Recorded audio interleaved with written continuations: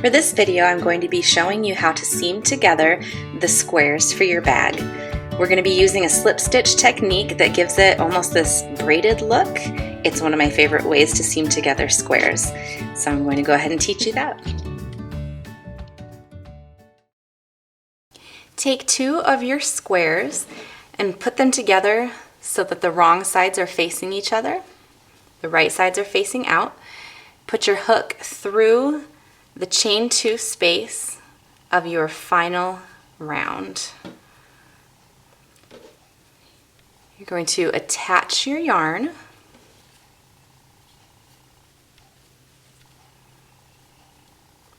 Then put it right back through that same place. This is a little bit tricky. You're going to slip stitch it in there. Okay, we're going to be working in the inner loops and seaming them together. So what you're going to do, this is actually, if you're looking at it just the individual square, it's actually the outer loop, the back loop that we're working in, but when you put them together, I'm just going to call them the inner loops. That's the two loops that are touching each other. So go ahead and put your hook through that loop in the first one. Let's see if I can get closer for you. And through. So as you can see, I didn't put it through this one. I didn't put it through this one. I only put it through the two loops that are touching. I'm going to pull through and slip stitch. Move to the next one. Only those inner two loops. Slip stitch. Inner two loops. Slip stitch. Just going to do this all the way down the side.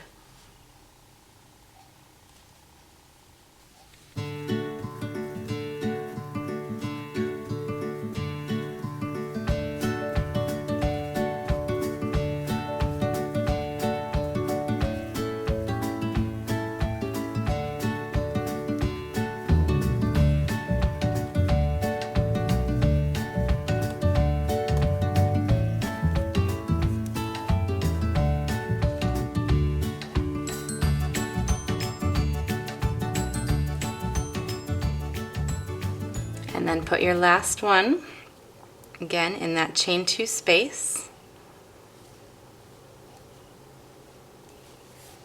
And you've seamed them together. Go ahead and cut it off. Once you have all of your squares seamed together, go ahead and weave in all of your ends before you put these ends together. We are going to seam this, but first we need to go ahead and weave in all the ends. Once you've woven in all of your ends, I want you to go ahead and seam your last two together so that it makes a circle. So go ahead and seam them together the way that we did before, but don't cut your yarn because we're going to keep going around now to start building our bag. Now that we have everything seamed together, we're going to start working in the round to build up the top of our purse. For round 1, we need to chain 1, and then we're going to place 1 single crochet in each single crochet from the edge of the square. There are 20 of them per square, and we need to stick with 20. So what that means is that we're going to put 1 single crochet in each single crochet, and we're going to skip right over the chain spaces, and we're not going to put anything in there. We need to end up with 120 stitches all the way around, which means 20 stitches per square. So I've chained 1. I'm going to start in this first stitch, do a single crochet in each stitch across.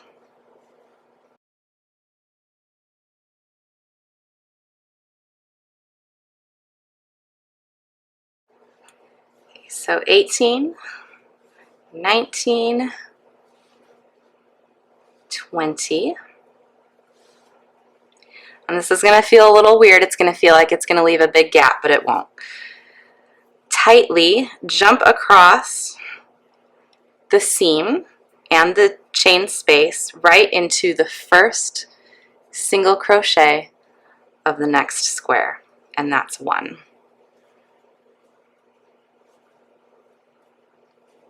You're going to go ahead and put 20 single crochets across this square. You're going to go all the way around.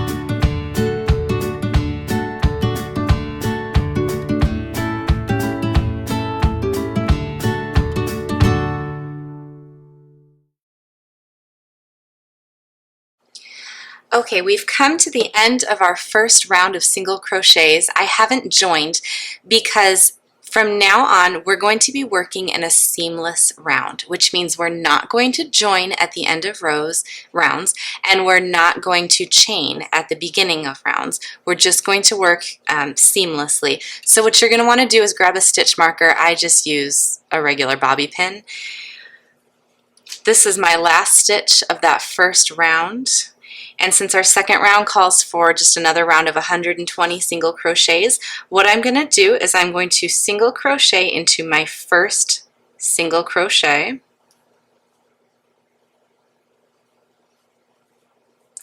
And that loop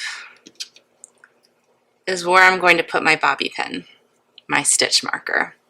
So I'm going to know when I come back around that that is the first stitch of my next round. Now some people choose to put their stitch markers in the last stitch of a round. It doesn't matter what you do as long as you remember what you're doing and you stay consistent. So we're going to keep ours in the first. And now I'm just going to go ahead and do 2 more rounds of single crochet in each stitch.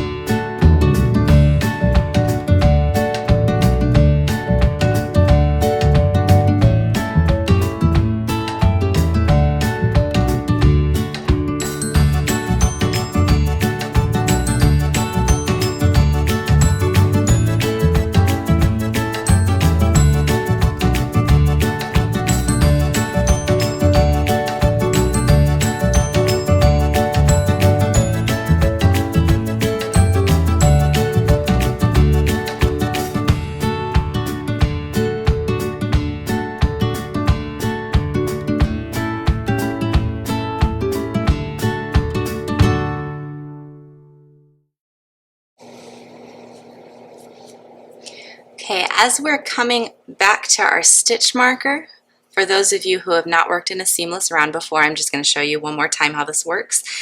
I know that this stitch is the first stitch of my next round. So what I'm going to do is finish up these last 2, and I know that I've completed my round because the next stitch has a stitch marker in it. So what I'm going to do is I'm going to take this out. I have 1 more round of single crochet to do, so we're going to move on to round 3.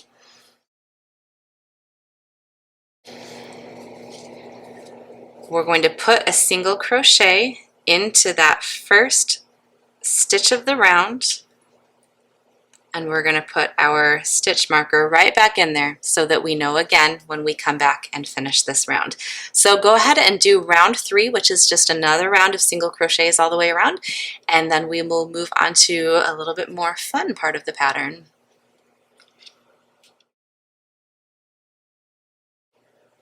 So I've just finished round 3, which is our last round of single crochets, and now we're going to move into something called the grit stitch, which is one of my favorite stitches. If you've spent any time on my blog, you've probably seen quite a number of patterns that utilize this stitch because I just think it's really pretty. So what we're going to do is remove our stitch marker, and in the first stitch we're going to single crochet and double crochet. Single crochet, and in the same stitch double crochet.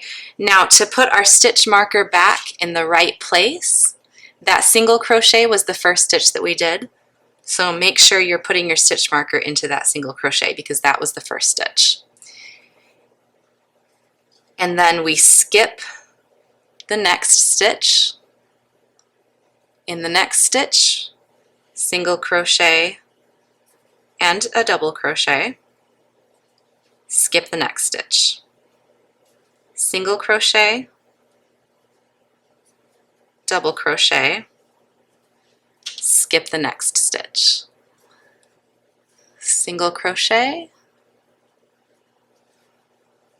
double crochet, skip the next stitch. Now I'm going to keep working around, and when we come back we'll make sure that we're still on track and that we're putting our stitches in the right place.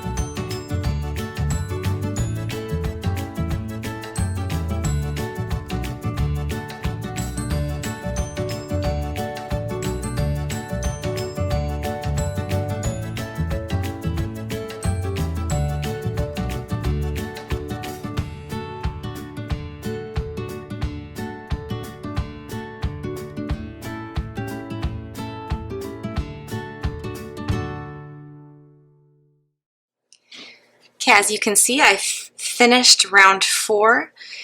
We ended with a blank stitch because our sequence was single crochet and a double crochet in one and then skip the next. So we're going to end with the skipped one. Then here's our stitch marker. We'll go ahead and remove it. And to start round 5, which is exactly the same as round 4, go ahead and single crochet into that first one and double crochet.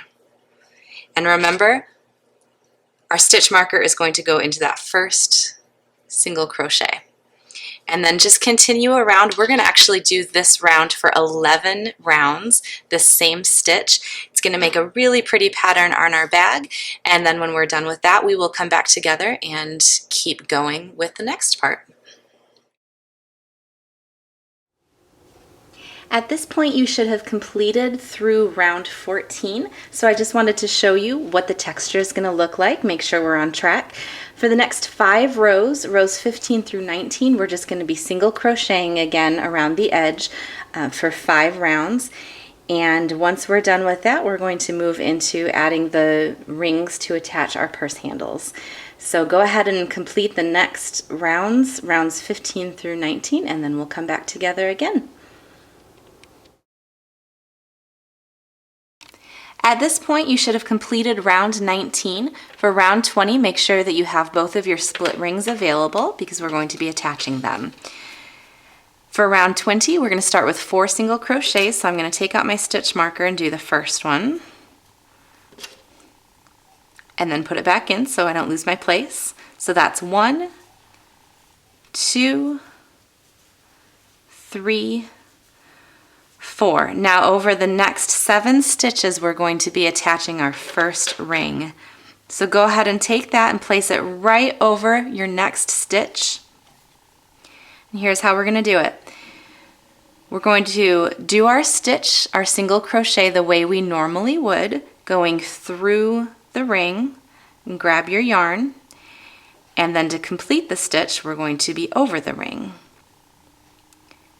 through the ring, over the ring, through the ring, over the ring. We're going to do that 7 times total. 4, 5, 6, 7. As you can see, our ring is very securely attached to our bag now.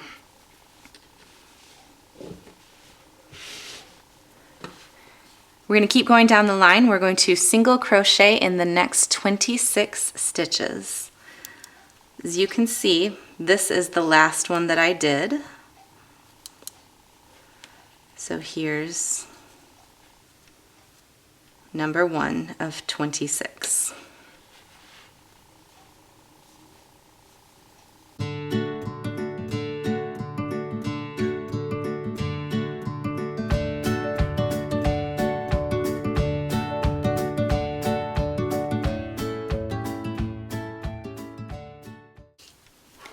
Okay, I've just completed 26 single crochets.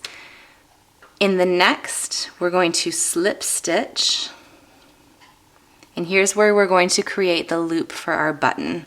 So now we're going to chain 12. 1, 2, 3, 4, 5, 6, 7, 8, 9, 10, 11, 12. Now this number may vary depending on what kind of yarn you're using and how big your button is. I'm using a button this size, so I just want to make sure that when I bring this back together, it's going to be able to stretch over that button without having too much extra space, because we don't want the button to slip out really easily. So you're just going to have to kind of eyeball that according to the button that you chose and whether or not you're using worsted weight yarn like I am. Go ahead and slip stitch back down to the same stitch, and that's going to close off our loop for our button.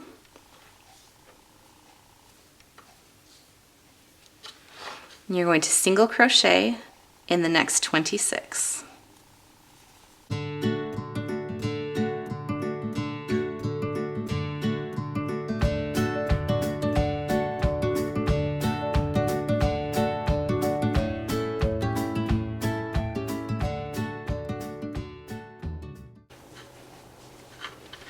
Okay, I've just completed my next set of 26. Straighten this out a little bit. Go ahead and take your second ring, and over the next 7 stitches, single crochet this to your bag. 1, 2, 3, 4, 5, 6, 7. Oops. Try that again. 7. And you should have 49 stitches left to get you back to the end of your round. So go ahead and single crochet once in each of those 49 stitches.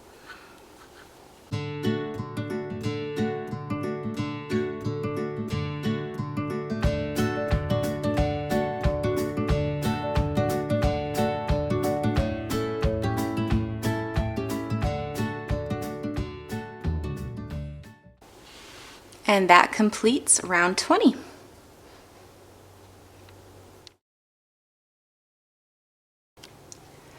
For round 21, we're just going to single crochet evenly around the entire top, and this is going to finish off the top part of our bag. So we'll take out the stitch marker, single crochet in that first one, and put it back in.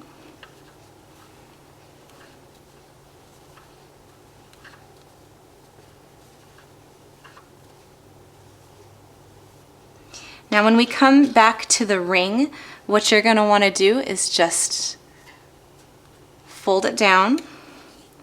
And as you can see, the loops are still exposed. You can just go right ahead and single crochet into them as though the ring wasn't there.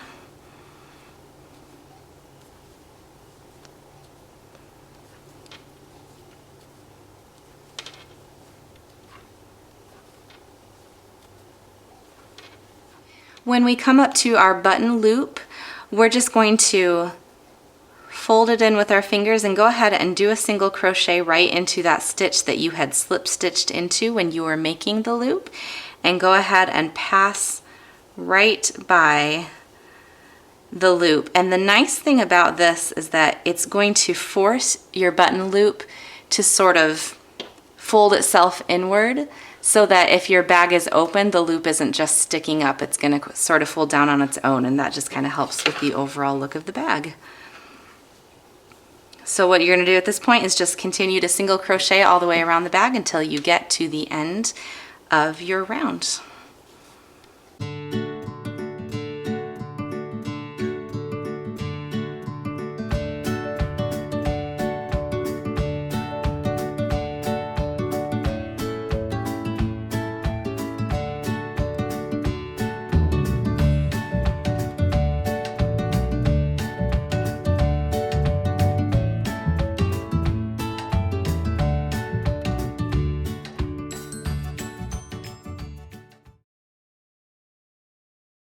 So we've just completed our final round of this part of the bag. We're going to remove our stitch marker, and to finish it off, just go ahead and slip stitch into the next 3 stitches.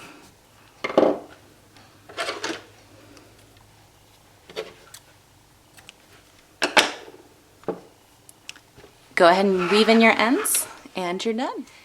Be sure to join me next week. We'll make the base of the bag, get everything attached, get our buttons on, we'll make the bag strap, and we will finish this gorgeous shoulder bag.